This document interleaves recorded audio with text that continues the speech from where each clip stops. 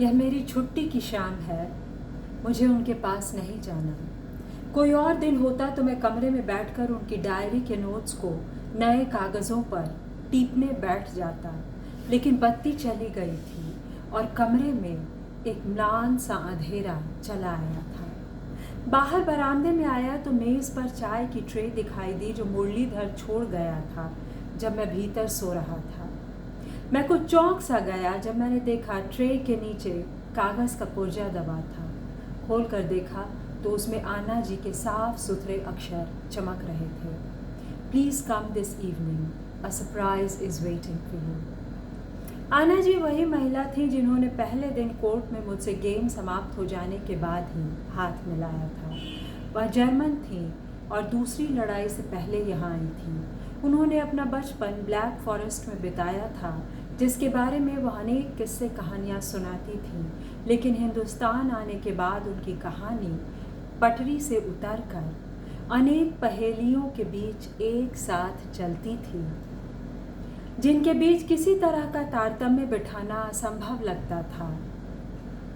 कुछ वर्ष फरीदकोट के राज परिवार की गवर्नेंस भी रही थीं, फिर राजस्थान चली आई थीं, जहां थार के मरु में उनकी जीवन धारा कई वर्षों तक अगोचर रहकर आखिर हिमालय के इस डेरे पर दिखाई दी, जहां वह पिछले कई वर्षों से अकेली रह रही थी।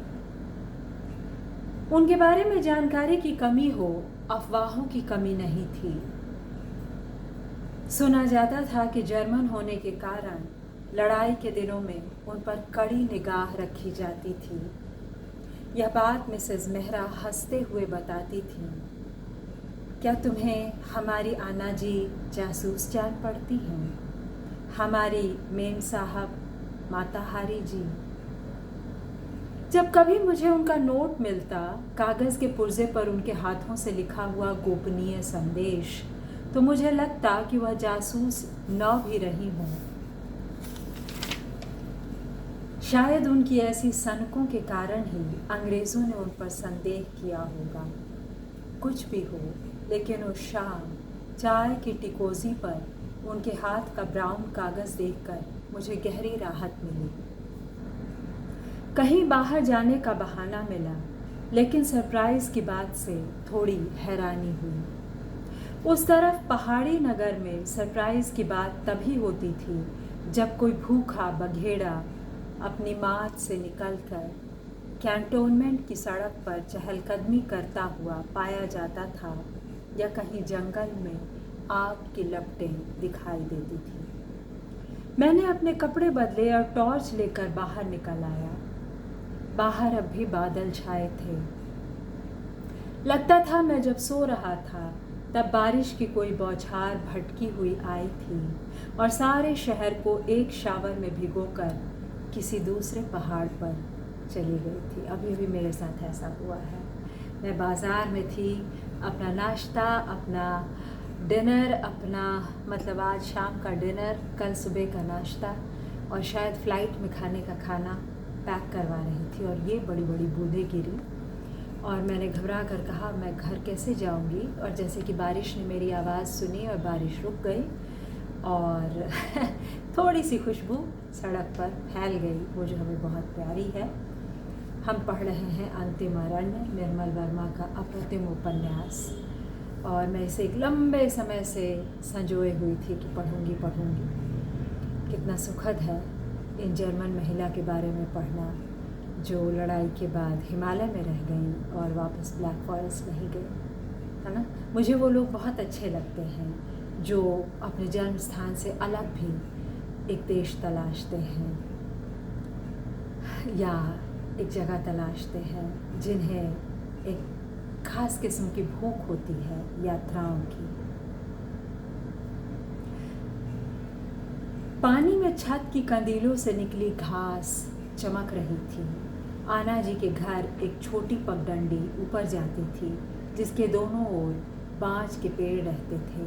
ऊपर जाते हुए वे संतरे से दिखाई देते थे और लौटते हुए जब रात हो जाती थी तो वे सन्यासियों में परिणत हो जाते थे।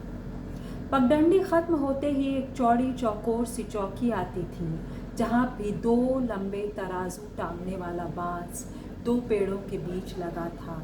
अंग्रेज़ों के ज़माने में यह चुंगी खाना रही होगी। नीचे गांव के लोग जब ऊपर शहर आते होंगे तो यहीं अपना सामान तुलवा कर चुंगी देते थे।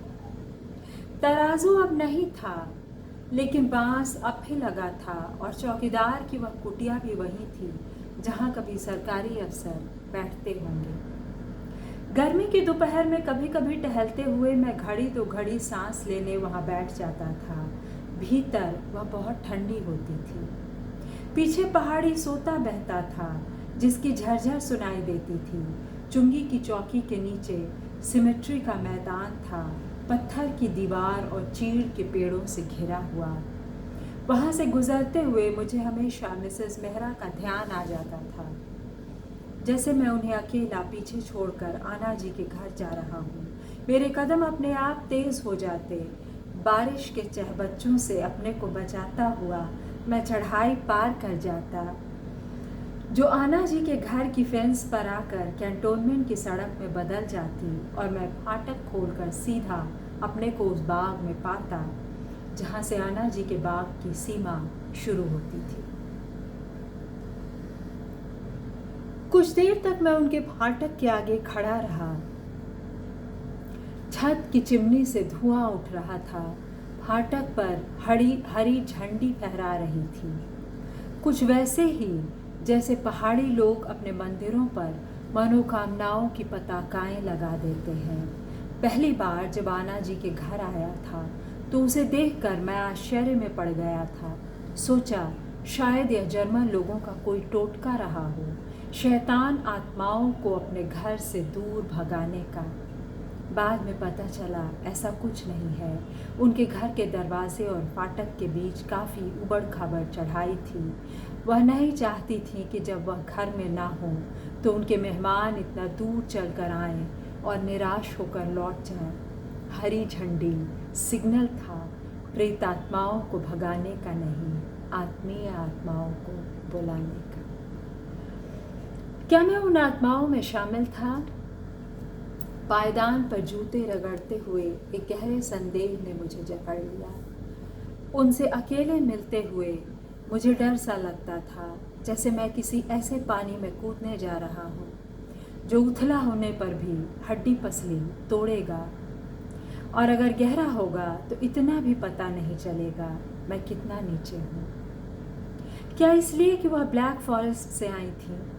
तभी वह जर्मन उतनी नहीं जितनी वन देवी जैसी दिखाई देती थी। सफ़ेद बाल, नीली साफ आँखें, जिनके नीचे उम्र की झुर्रियाँ फैली थीं, पर उम्र का कोई पता नहीं चलता था।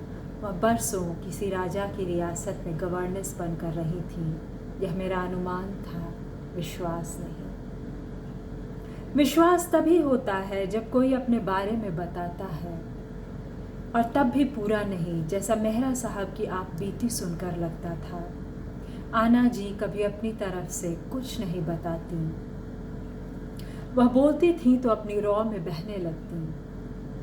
उनके जीवन की घटनाएं पानी पर बहते लट्ठों की तरह आती थीं, इक्का दुक्का जो किनारे पर लग जाती वह पकड़ में आ जाती, बाकी बहती धारा में बह जाती। झंडों को न देखता तो पता भी न चलता कि वह घर में ही है। आग जलाकर बैठी होंगी, इसलिए तो चिमनी से धुआं बाहर निकल रहा था। दरवाज़ा खटखटाया तो भीतर गुर्राने की आवाज़ सुनाई दी। मैं ठिठक गया। दूसरे क्षण पुस्की पूंछ हिलाता मुझ पर कूद रहा था। क्या बात है, इसका नाम है पुस्की, इस कुत्ते का। और मैं जिस बहुत प्यारे साइबेरियन हस्की बेबी छोटे से मिली हूँ अपने पार्क में कल, अपने का यहाँ कितना खूबसूरत प्रयोग है दोस्तों। वो सरकारी पार्क है मेरे घर की बगल में, है ना, और बिल्कुल अपना सा इसलिए है क्योंकि मैं वहाँ रहती हूँ। तो अपने से हर कुछ के ओनरशिप का बोध तो बिल्कुल नहीं होना चाहिए। इतनी चीज़ें होनी चाहिए जो हमें यूँ मुहैया हो कि हम सिर्फ यहाँ रहते हैं। अब मैं हो सकता है कि आज से 10 साल बाद यहाँ सिर्फ OIC कार्ड पे रहूँ, तो क्या, है ना। आशा है कि चुस्की जैसे कुत्ते मुझे मिलते रहेंगे। बहुत प्यारा कुत्ता था और उससे ताल मिलाकर मैं एक कहानी लिखने जा रही हूँ, मुस्की यानी कि स्माइल। निरंजन बाबू सोफे पर बैठे थे। उनकी मुस्कुराहट आंखों से उतरकर उनकी दाढ़ी से खेल रही थी।